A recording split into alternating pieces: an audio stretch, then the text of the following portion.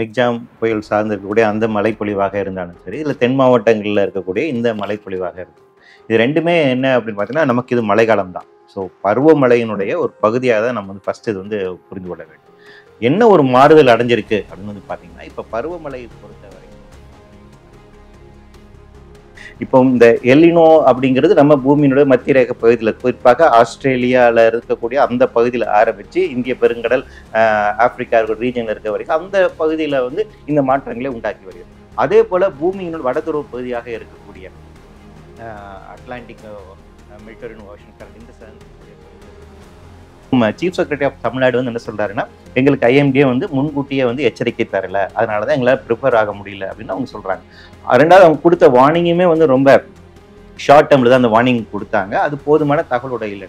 ஏன்னா ரெட் அலர்ட்னு கொடுக்குறாங்க. Disaster management பொறுத்த வரைக்கும் என்ன, ஒரு பேரிடர் மேலாண்மை செய்வது என்பதுனா, வெள்ளம் வரப்போகுது, மழை வரப்போகுது, அதுக்கு ஒரு வாரத்துக்கு முன்னாடி நம்ம வந்து பேசுவோம், இவ்வளோ சாப்பாடு பொட்டலத்தை ரெடி பண்ணுவீங்க, இவ்வளோ பிரெட் பேக்கெட் ரெடி பண்ணுவீங்க, இங்கே மக்களை தய வைங்கன்னு அப்படி அப்போ பேசி முடிவு பண்ணுவது அல்ல.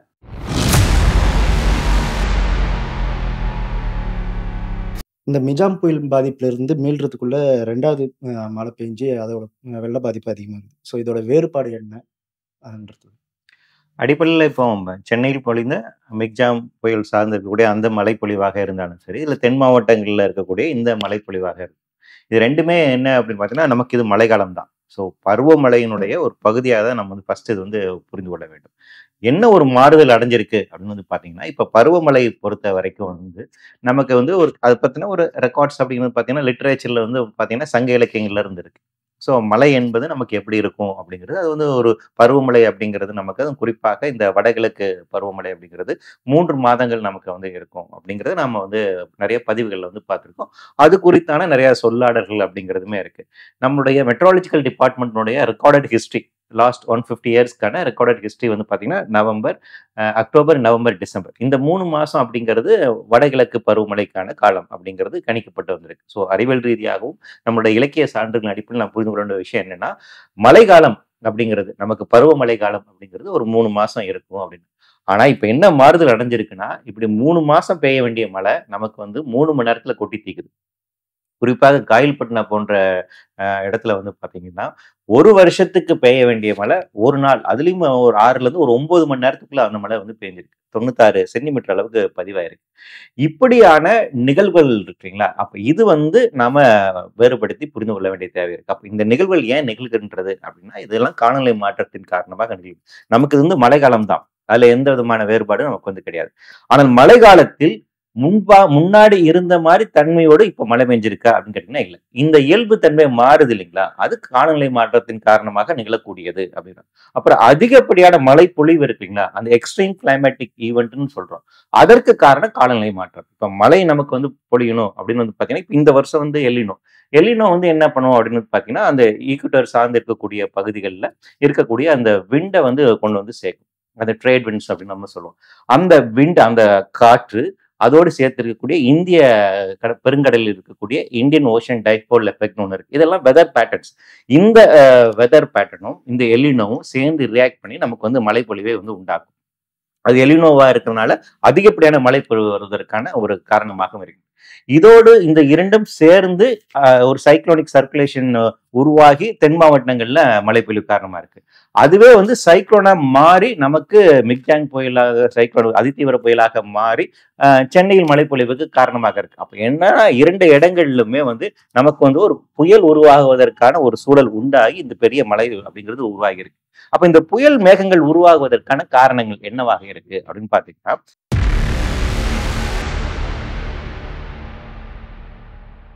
கடலுடைய வெப்பத்தன்மை, இந்த மெரீன் ஹீட் டெம்பரேச்சர் அப்படின்னு நம்ம சொல்லுவோம்.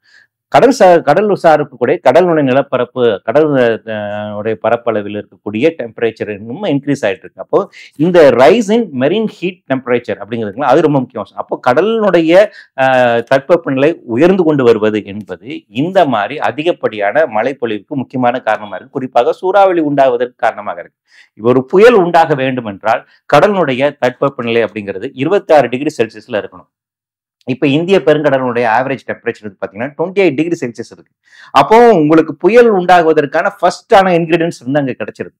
இரண்டாவதாக இருக்கக்கூடிய இன்கிரீடியன்ஸ் நமக்கு வந்து எல்லினோ வந்து கிடைக்குது. அப்புறம் வந்து ட்ரேட் விண்ட் வருது. இவை எல்லாம் சேர்ந்து ரியாக்ட் பண்ணி நமக்கு இவ்வளவு அதிகப்படியான மழைப்பொழிவை வந்து உண்டாக்கியிருக்கு. அப்ப இதற்கு பின்னாடி இருக்கக்கூடிய சூழலை புரிந்து கொள்ள வேண்டும் என்றால் காலநிலை மாற்றம் இதுக்கு ஒரு முக்கியமான காரணியாக இருக்கிறது.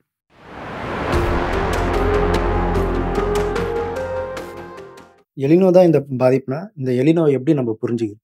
எலினோ அப்படிங்கிறது வந்து பார்த்தீங்கன்னா, அது இயற்கையாக நடக்கக்கூடிய ஒரு நிகழ்வு தான். அதாவது என்னன்னா, பூமியோட அந்த மத்திய ரேகை பகுதியில இருக்கக்கூடிய அந்த காற்று மாறும் திசை, அது சுழற்சிகின்ற திசை அப்படிங்கிறது எல்லினோ வந்து சொல்றோம். அதாவது என்னன்னா, ஒரு 4 வருஷம் நமக்கு எல்லினோ வருடமாக இருந்தா, அதுக்கப்புறம் அது ஒரு லானினாவா வந்து மாறும். அந்த சைக்கிள் வந்து இப்படி போகும், இப்படி போகும். லானினா இருக்கும்போது அதிகப்படியான குளிர் காற்றுகளை நமக்கு வந்து கொண்டு வரும். எல்லினோ வந்து அதிகமான வெப்ப காற்றை வந்து கொண்டு வரும். அப்ப இந்த வெப்ப காற்று அதிகமாக இருக்கின்ற போது நமக்கு இந்த மாதிரி அதிகப்படியான மழைப்பொழிவு அல்லது அதிகப்படியான வறட்சி இது இரண்டுமே இருப்பதற்கான வாய்ப்பு இருக்கு.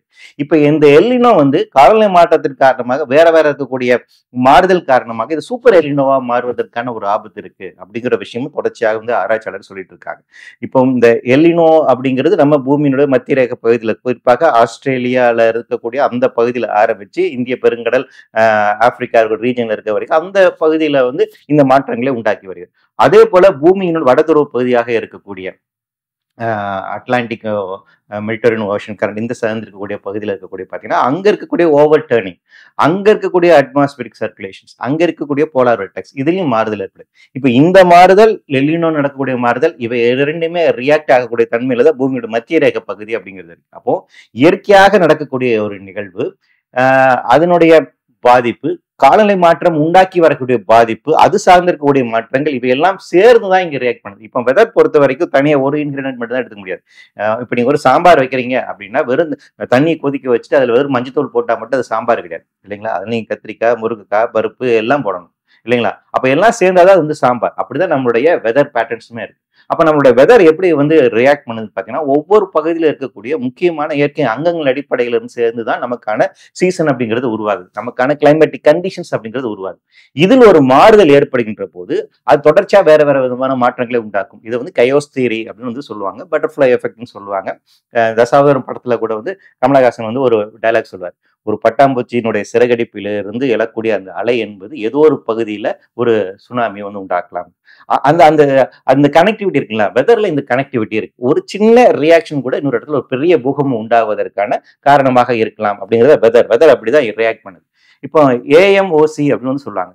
அட்லாண்டிக் மெடிட்டரேனியன் ஓவர்டர்னிங் கரண்ட்னு சொல்லுவாங்க. இந்த சர்க்குலேஷன்ஸ் வந்து பாத்தீங்கன்னா அட்லாண்டிக் மெடிட்டரேனியன் கரண்ட்ல வந்து நடந்துகிட்டே இருக்கு.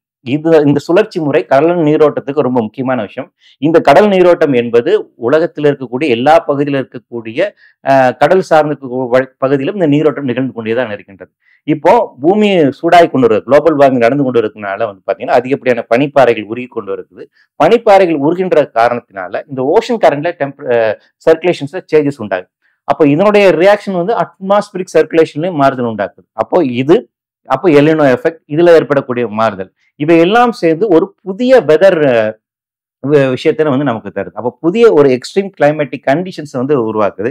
இது நாள் வரை நாம் பார்த்திராத விஷயங்களை வந்து உண்டாக்குறது. ஸோ அப்போ இந்த மாறுதல் அப்படிங்கிறது இதற்கு பின்னாடி கூடிய இந்த காரணத்தோடு எல்னினோ அப்படிங்கிறது எப்படி பிஹேவ் பண்ணும் இனிமேல் எதிர்காலத்துல அப்படிங்கிறது நமக்கு வந்து தெரியாது. இப்போ அந்த மாறி வரைய புதிய சூழலுக்கு ஏற்ப இந்தியன் ஓஷன் டைபோல் எஃபெக்ட் எப்படி ரியாக்ட் பண்ணும் அப்படிங்கிறது தெரியாது. அப்ப என்னன்னா இது நாள் வரைக்கும் இயற்கையாக இருந்த பல 100 வருடங்களாக பல 1000 வருடங்களாக இருந்த அந்த எல்னினோனுடைய தன்மை அப்படிங்கிறது இப்போது மாறி வருகிறது. இப்ப இந்த புதிய மாறுதல் அப்படிங்கிறது என்னமாக இருக்கும் அப்படிங்கிறது நம்மளால் கணிக்க முடியாத ஒன்றாக இருக்கு. தென் தமிழகத்தோட வெள்ளத்தை பொறுத்த வரைக்கும் மாநில அரசு எந்த அளவுக்கு எச்சரிக்கையோடு இருந்திருக்கணும்? அதே நேரத்துல மத்திய அரசு வானிலை மையம் எச்சரிக்கை செய்ததா? ஓகே. 2 விஷயம். ஃபர்ஸ்ட் வந்து ஐஎம்டியை பொறுத்த ஆரம்பிச்சிடும். ஐஎம்டியை பொறுத்த வரைக்கும் அதனுடைய இயக்குனர் பாலச்சந்திரன் அவர்கள் வந்து ஒரு ஸ்டேட்மெண்ட் வந்து கொடுத்திருக்காரு. அதாவது இனிமேல் எதிர்பாராததை எதிர்பாருங்கள். இனிமேல் இப்படித்தான் இருக்க போகுது மழை அப்படி சொல்லிட்டாரு. இனிமேல் உங்களுடைய நியூ நார்மல்ஸிங்கிறது எக்ஸ்ட்ரீம் கிளைமேட்டிக் ஈவெண்ட்ஸ் தான். ஒரு விதத்துல கடந்த 10 ஆண்டுகளாக தொடர்ச்சியாக பூலை நண்பர்கள் போன்ற அமைப்புகள் தொடர்ச்சியாக அந்த காலநிலை மாற்றம் பிரச்சனையெல்லாம் நம்ம வந்து பேசிட்டே வரோம். அது பெரிய அளவுக்கு பேசு பொருளாக இல்லாத ஒரு காலகட்டத்துல நம்ம பேசிட்டு வரோம். இப்போ வந்து அது முக்கியமான ஒரு பேசு பொருளாக இருக்கு அப்படிங்கிறது வந்து ஒரு நல்ல ஒரு முன்னேற்றமாக வந்து பார்க்குறோம். ஏன்னா இந்த கிளைமேட்டிக் சயின்ஸின் அடிப்படையில இருந்து இந்த எக்ஸ்ட்ரீம் கிளைமேட்டிக் ஈவெண்ட்ஸை வந்து பார்க்கறது புரிந்து கொள்வது, அதுக்கேத்த மாரி நம்மளுடைய கட்டமைப்பை வந்து மாற்றி அமைப்பது, நமக்கு அதுக்கேத்த மாரி நம்ம சயின்டிஃபிக் அட்வான்ஸ்மென்ட் டெக்னாலஜிய வளர்த்தெடுப்பது, அதற்கேத்த மாரி இன்ஃப்ராஸ்ட்ரக்சர வளர்த்தெடுப்பது ரொம்ப முக்கியமான விஷயமாக வந்து நம்ம வந்து பார்க்கிறோம். ஸோ அந்த வகையில ஐஎம்டியினுடைய இந்த ஸ்டேட்மெண்ட் அப்படிங்கிறது ரொம்ப முக்கியமானதா பார்க்கிறோம். ஸோ கிளைமேட் சயின்ஸ வந்து அவங்க உள்வாங்கி வச்சிருக்காங்க அப்படிங்கிறது ஒரு நல்ல முன்னேற்றம். அதோடு மட்டுமல்லாமல், அது எப்படி இம்ப்ரூவைஸ் பண்ணணுங்கிறது தேவை இருக்கு. இப்போ சீஃப் செக்ரட்டரி ஆஃப் தமிழ்நாடு வந்து என்ன சொல்றாருன்னா, எங்களுக்கு ஐஎம்டியே வந்து முன்கூட்டியே வந்து எச்சரிக்கை தரல. அதனால தான் எங்களால பிரிப்பேர் ஆக முடியல அப்படின்னு அவங்க சொல்றாங்க. 2வது அவங்க குடுத்த வார்னிங்குமே வந்து ரொம்ப ஷார்ட் டேர்ம்ல தான் அந்த வார்னிங் குடுத்தாங்க. அது போதுமான தகவலோட இல்லன்னு. ஏன்னா ரெட் அலர்ட்ன்னு குடுத்துட்டாங்க. ரெட் அலர்ட்ன்னு ஐஎம்டிய பொறுத்தவரைக்கும் சொல்லிட்டாங்கன்னா, 20 சென்டிமீட்டருக்கு அதிகமாக மழை பொழியலாம் அப்படிங்கிறது தான் கணக்கு. அப்ப 20ங்கிறது வந்து அது 30ஆக இருக்கலாம், 31ஆக இருக்கலாம், 35ஆ கூட இருக்கலாம். ஆனா 90ன்னு யாரும் எக்ஸ்பெக்ட் பண்ணல. பிரச்சனை வந்து அதுதான். அப்போ நீங்க ஹெவி ரெயின்ஃபால் அப்படிங்கிறத எப்படி டிஃபைன் பண்றாங்க ஐஎம்டிஏன்னு பொறுத்து. அப்போ இந்த ஹெவி ரெயின்ஃபால வந்து அவங்க இன்னும் வேற வேற கேட்டகரைசைஸ் பண்ண வேண்டிய தேவை இருக்கு. இப்போ முன்னாடி கடந்த சில வருடங்களுக்கு ஒக்கி புயலுக்கு முன்பாக வந்து பாத்தீங்கன்னா ஐஎம்டிஏ வந்து 48 ஹவர்ஸ் புல்லட்டின் தான் கொண்டு வருவாங்க. 48 மணி நேரத்துக்கு ஒரு புல்லட்டின் கொண்டு வருவாங்க. ஏன் அப்படின்னா 48 மணி நேரம் கழிச்சு தான் எந்த ஒரு நிகழ்வாகவும் அதிதீவிரமாக மாறக்கூடும். ஒரு சாதா புயலாக இருந்து அதிதீவிரமாக மாறுவதற்கு 48 மணி நேரத்துக்கு அதிகமாகும். ஸோ அந்த டைம் பீரியட் அவங்களுக்கு வந்து இருக்கு. ஸோ அதுக்குள்ள நம்ம கால்குலேட் பண்ணி அவங்களுக்கு வார்னிங் கொடுக்கலாம் அப்படிங்கிறது தான். இப்போ இந்த புயல் இந்த தன்மையில இருக்கு. அடுத்து 40 ஹவர்ஸ்ல இது வந்துட்டு அதிதீவிர புயலா மாறுவதற்கான வாய்ப்பு இருக்கும்போது 48 நேரத்துக்கு முன்னாடி நமக்கு வார்னிங் கொடுப்பாங்க. ஆனா ஒக்கி புயல் பொறுத்த வரைக்கும் அந்த வார்னிங் அவங்களால கொடுக்க முடியல. ஏன் கொடுக்க முடியலன்னு பாத்தீங்கன்னா, அது சாதா புயலாக இருந்து அதிதீவிர புயலாக மாறுவதற்கு எடுத்துக்கொண்ட ஒரு காலகட்டம் வந்து பாத்தீங்கன்னா 16 மணி நேரம். ஸோ 24 மணி நேரத்துக்குள்ள அதோட தன்மையே இது மாறுது. ஒரு சைக்ளோனா இருந்து சூப்பர் சைக்ளோனா வந்து மாறுது. அதனாலதான் நம்மளுடைய மீனவர்களுக்கு ஐஎம்டிஏனால எளிய வார்னிங் கொடுக்க முடியல. ஸோ அதற்கு பின்பாக தான் என்ன பண்றாங்கன்னு பாத்தீங்கன்னா 24 ஹவர்ஸ் புல்லட்டின் கொடுக்குறாங்க. இந்த 24 ஹவர்ஸ் புல்லட்டின் கூட அதுக்கப்புறம் எக்ஸ்ட்ரீம் ஈவெண்ட்ஸ் நிறைய நடக்க என்ன பண்றாங்கன்னு பாத்தீங்கன்னா பீரியாடிக்கலா 1 மணி நேரத்துக்கு ஒரு வாட்டி 2 மணி நேரத்துக்கு ஒரு வாட்டி அது தேவைகளுக்கு எப்ப கொடுக்க ஆரம்பிக்கிறாங்க. ஸோ ஐஎம்டிஏ வந்து புரிஞ்சுக்குது. சரி நம்ம முன்னாடி மாதிரி செயல்பட முடியாது, ஒரு மாற்றம் நிகழ்கின்றது அப்படின்னு. அதே மாதிரி முன்னாடி ஹெவி ரெயின்ஃபால் அப்படிங்கிறது 24 சென்டிமீட்டர்ஸ் வச்சிருந்தாங்க. இப்ப அது 20ன்னு மாத்திருக்காங்க. ஸோ இன்னும் அதோட கிளாசிபிகேஷன் அவங்க மாற்ற வேண்டிய ஒரு தேவை இருக்கு. ஐஎம்டிஏ போதுமான தகவல் முன்னாடி சொல்றது இல்லையான்னு கேட்டீங்கன்னா அது உண்மைதான். ஆமா, ஐஎம்டிஏ கிட்ட பொதுவாக தரவுகள் இல்லை. ஏனென்றால் இந்தியாவுக்கான ஒரு கிளைமேட் மாடலே கிடையாது. நம்ம கிட்ட இருக்கக்கூடிய கிளைமேட் மாடல் எப்படி இவங்க எக்ஸாமின் பண்றாங்க அப்படின்னு பாத்தீங்கன்னா, யூகே மெட்ராலஜிக்கல் டிபார்ட்மெண்ட் வந்து டேட்டா வாங்கிக்கிறாங்க. யூரோப்பியன் மெட்ராலஜிக்கல் ஏஜென்சி கிட்ட இருந்து டேட்டா வாங்கிக்கிறாங்க. அமெரிக்கன் மெட்ராலஜிக்கல் சொசைட்டி இருந்து டேட்டா வாங்கிக்கிறாங்க. இந்த டேட்டாஸை வச்சு இஸ்ரோ தரக்கூடிய இமேஜஸ், சேட்டலைட் இமேஜஸ் இது எல்லாத்தையும் வச்சு இவங்க அனலிசிஸ் பண்ணி ஐஎன்பிஏ ஒரு வந்து நமக்கான அனாலிசிஸ் ரிப்போர்ட் தர்றாங்க. ஸோ இந்தியாவுக்கான பிரத்யேகமான கிளைமேட் மாடல் கிடையாது. நாம வெளிநாடுகளில் தான் நம்பி இருக்கிறோம். இன்னும் இந்த அறிவியல் தொழில்நுட்பங்கள் வளர்த்தெடுக்கப்பட வேண்டிய ஒரு தேவை இருக்கு. இது ஐஎம்டியோட மிகப்பெரிய ஒரு சிக்கல். எனவே இது குறித்தான ஒன்றிய அரசாங்கம் அவர்கள் நிறைய நிதி ஒதுக்கீடு செஞ்சு அதை வளர்த்தெடுக்க வேண்டிய தேவை இருக்கு. அதே நேரத்துல மாநில அரசாங்கங்களும் ஒவ்வொரு மாநில அளவிலான தங்களுக்கான இந்த மாதிரி மெட்ராலஜிக்கல் டிபார்ட்மெண்ட் உருவாக்க வேண்டிய ஒரு தேவை இருக்கு. ஸோ மாநில அளவில் நம்ம ஆய்வுகள் செய்ய வேண்டிய தேவை இருக்கு. இந்த மாதிரி ஏர்லி ஃபோர்காஸ்டிங் அப்படிங்கிற ரொம்ப முக்கியமான விஷயம். இந்த ஃபோர்காஸ்டிங் மூலமா தான் நம்ம ஏர்லி வார்னிங் கொடுக்க முடியும். நம்பர் 1. 2வது, தென் தமிழகத்தில் ஏற்படக்கூடிய பாதிப்பு பொறுத்த வரைக்கும் அங்க இருக்கக்கூடிய இன்ஃப்ராஸ்ட்ரக்சர்ல இருக்கக்கூடிய பிரச்சனைகள், அடுத்து நம்ம எமர்ஜென்சி ப்ரிப்பேர்னஸ், ஒரு டிசாஸ்டரை எதிர்கொள்வதற்கான போதிய தயாரிப்பு நிலையில் நாம் இருக்கிறோமான்னு கேட்டீங்கன்னா இல்ல. பிரச்சனை அதுதான். நம்பர் 1, இந்த அளவுக்கு ரெயின்ஃபால் வரும்னு அவங்க யாருமே எதிர்பார்க்கல. தூத்துக்குடியில வெள்ளம் வரும்னு யாருமே எதிர்பார்க்கல. 2வது, டிசாஸ்டர் ப்ரிப்பேர்னஸ் அப்படிங்கிறது நம்மகிட்ட இல்ல. டிசாஸ்டர் மேனேஜ்மெண்ட் பொறுத்த வரைக்கும் ஒரு பேரிடர் மேலாண்மை செய்வது என்பதுன்னா, வெள்ளம் வரப்போகுது, மழை வரப்போகுது, அதுக்கு ஒரு வாரத்துக்கு முன்னாடி நம்ம வந்து பேசுவோம். இவ்வளவு சாப்பாடு பொட்டலத்தை ரெடி பண்ணுவீங்க, இவ்வளவு பிரெட் பேக்கெட் ரெடி பண்ணுவீங்க, இங்க மக்களை தய வைங்கன்னு அப்ப பேசி முடிவு பண்ணுவது அல்ல. வருடந்தோறும் நம்ம டிசாஸ்டருக்கு ரெடியா இருக்கணும். அதான் அதுல வந்து ரொம்ப முக்கியமா டிசாஸ்டர் மேனேஜ்மெண்ட் அப்படி இருந்தா வருடந்தோறும் நீங்க ரெடியா இருந்தாதான் திடீர்னு ஒரு பிரச்சனை வரும்போது எந்த விதமான பதட்டம் இல்லாமல் உங்களால் செயல்பட முடியும். அதுக்கான சைக்காலஜிக்கலா உங்களால் ஈடுபட முடியும். இப்போ இங்க தூத்துக்குடியை பொறுத்த வரைக்கும் அதுல சரியா சில இவரெல்லாம் மேனேஜ் பண்ணல அப்படின்னு சொல்லிட்டு சில வருவாய்த்துறை அதிகாரிகள் நடவடிக்கை எடுக்கப்பட்டதா செய்திகள் வந்திருக்கிறது. வருவாய்த்துறை அதிகாரிகள் எப்படி பேரிடர் மேலாண்மை செய்ய முடியும்? அடிப்படையில் அதான் பிரச்சனையே.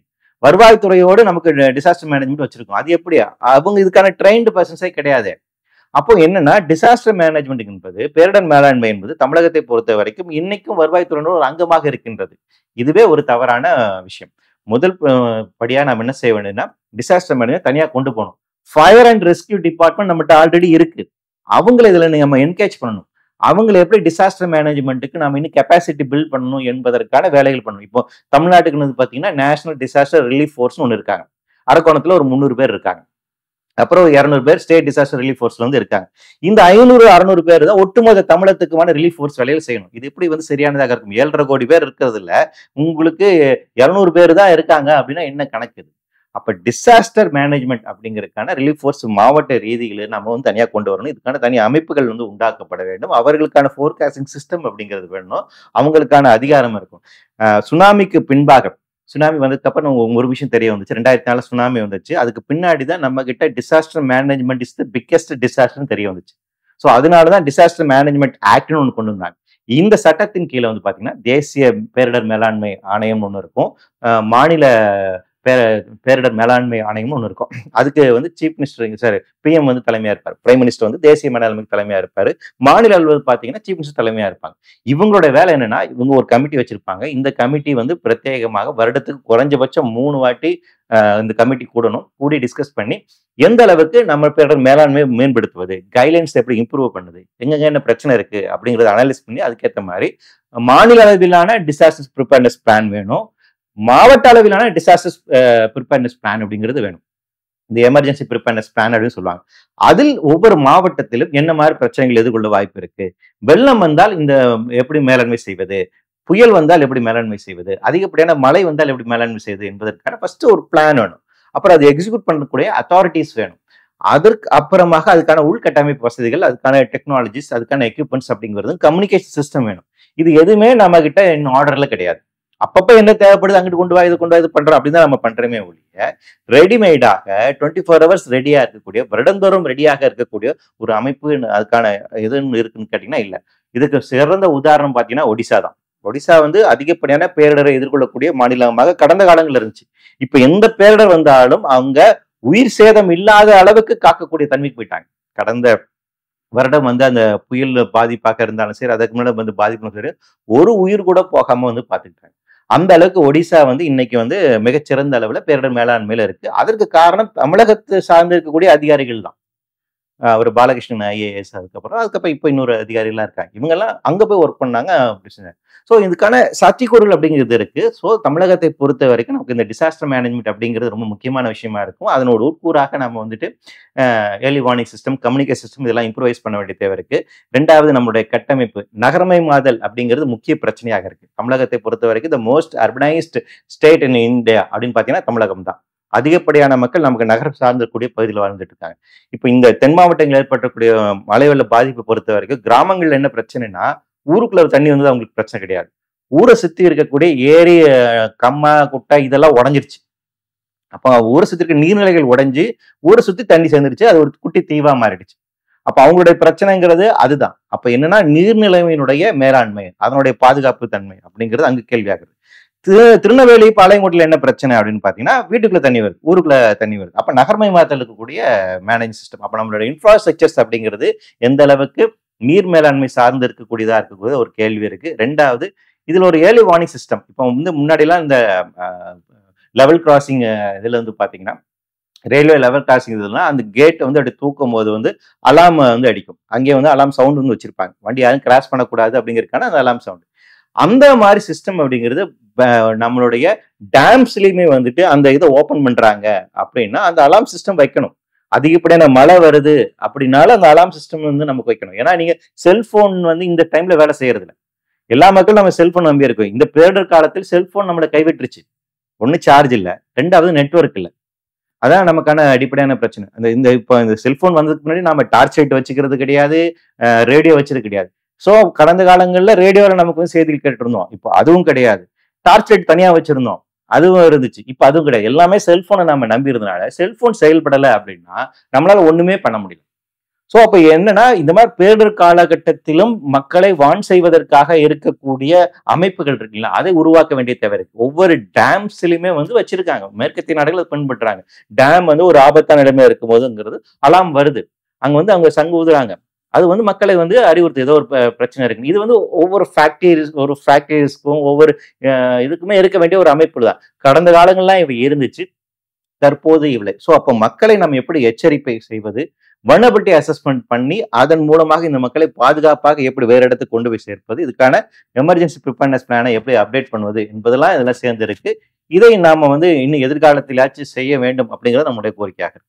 சென்னை மிஜாம் புயல் பற்றி சர்வதேச அமைப்புகள் வந்து எச்சரிக்கை செஞ்சிருக்குது.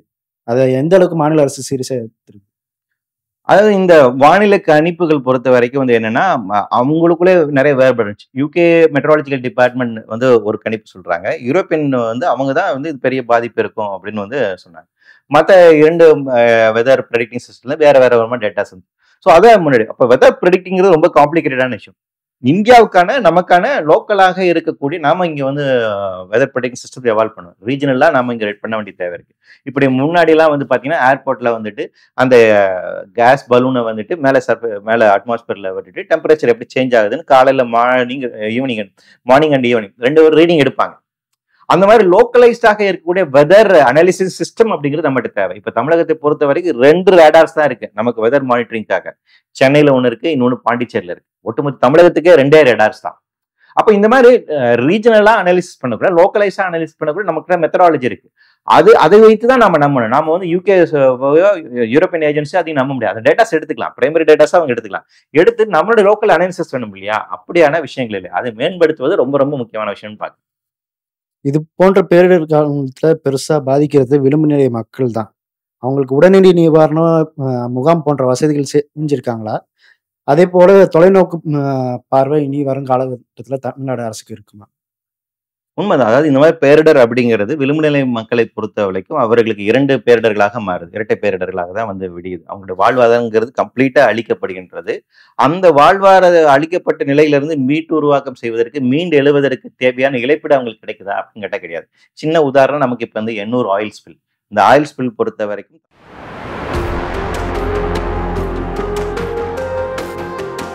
வாழ்வாதாரம் பாதிக்கப்பட்ட நபருக்கு வந்து 12,500 ரூபாய், ஒரு போட்டுக்கு வந்துட்டு 10,000 ரூபாய், கிட்டத்தட்ட 8,5 கோடி ரூபாய் அளவுக்கு வந்துட்டு காம்பன்சேஷன் அப்படின்னு சொல்லப்பட்டிருக்கு. இது எப்படி போதுமானதாக இருக்கும்? அந்த பகுதியில் இனிமேல் மீன் வருவது என்பது பல வருடங்கள் ஆகலாம். சென்னையில் வாட்டர் ட்ரைனேஜ் சிஸ்டம் இன்னும் கம்ப்ளீட் ஆகலை. இன்கேஸ் இது இந்த டிசைன் கம்ப்ளீட் ஆயிருந்ததுன்னா இந்த மழையை சமாளிச்சிருக்க முடியுமா? பன்மடங்காக இந்த இடங்கிறது சென்னை அப்படிங்கிறது விரிவாக்கமாயிருக்கு. அப்போ இந்த பன்மடங்காக விரிவாக இருக்கக்கூடிய இந்த நிலப்பரப்புக்கு ஏற்ற அளவிலான ட்ரைனேஜ் சிஸ்டம் நம்மகிட்ட இருக்கான்னு கேட்டிங்கன்னா, இந்த கமிட்டி வந்து சில மிஸ்ஸிங் லிங்க்ஸை வந்து சுட்டி காமிச்சாங்க. சில இடங்கள்ல இந்த மாதிரி இடர்பாடுகள் பிரச்சனைகள்லாம் இருக்குது, இதெல்லாம் மாற்றி அமைக்கணும்னு சொன்னாங்க. அதன் அடிப்படையில் சில வேலைகளை செய்யப்பட்டு சொன்னாங்க. ஆனால் என்ன வேலை செஞ்சிருக்காங்கிறது இன்னைக்கு வரைக்கும் வந்து சொல்லலை. அவர் திருப்புகளே கூட கேட்டிருக்காரு, இந்த இதில் என்ன வேலை செஞ்சீங்கிறது நீங்க சொல்லணும். ஆனால் இன்னைக்கு வரைக்கும் சொல்லாமல் இருக்காங்க. அதில் ப்ரொஃபஸர் ஜனகராஜன் சார் அந்த கமிட்டியில் இருக்காங்க. அவர் ஒரு முக்கியமான விஷயம் சொன்னார். அதாவது நம்ம ரெயின் வாட்டர்